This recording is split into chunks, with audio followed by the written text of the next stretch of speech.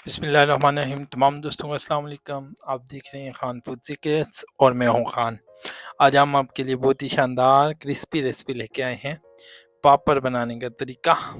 और पापड़ हम बनाएंगे, जो बची हुई हमारे पास रोटी होती है उसको हम स्लाइस पीसेस के अंदर कट करके ऑयल को हम गर्म करके उसके अंदर डाल लेंगे।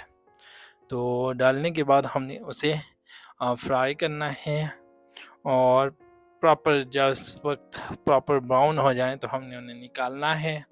तो अल्हम्दुलिल्लाह बहुत टेस्टी बनते हैं।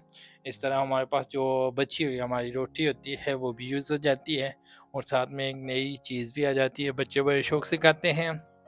आपने ज़रूर ट्राई करना है, बहुत मज़ेदार क्रिस्पी रेसिपी है। तो आप सबसे गुजारिश कि हमारे चैनल को सब्सक्राइब करें और अपनी दुआ में याद रखें। आपके लिए हमारी तरफ से स्पेशल दुआ, अल्लाह पाक तमाम दोस्तों को दुनिया और आखिरत में कामयाबी अता फरमाए, और जहाँ तक वो पहुँचना चाहते हैं अल्लाह पाक उन्हें पहुँचाएँ। अल्लाह पाक तमाम मेरे दोस्तों को अपनी हिफ्ज़ व ईमान के अंदर रखें। तो अल्हम्दुलिल्लाह अल्लाह के फ़ज़ल व करम से आज हमारे पापड़ ब्राउन हो चुके हैं। तो आप देख सकते हैं बहुत मज़ेदार बनते हैं। रोटी के छोटे-छोटे पीसेस के अंदर कट करके उन्हें फ्राई करने से आप एक नई चीज़ नई ट्राई कर सकते हैं। अपने बच्चों को खिला सकते हैं। जैसे ही ब्राउन हो आप इसे डिश आउट कर सकते हैं, और केचप के साथ इसका मज़ा दुबाला हो जाता है। तो अपनी दुआओं में याद रखिएगा।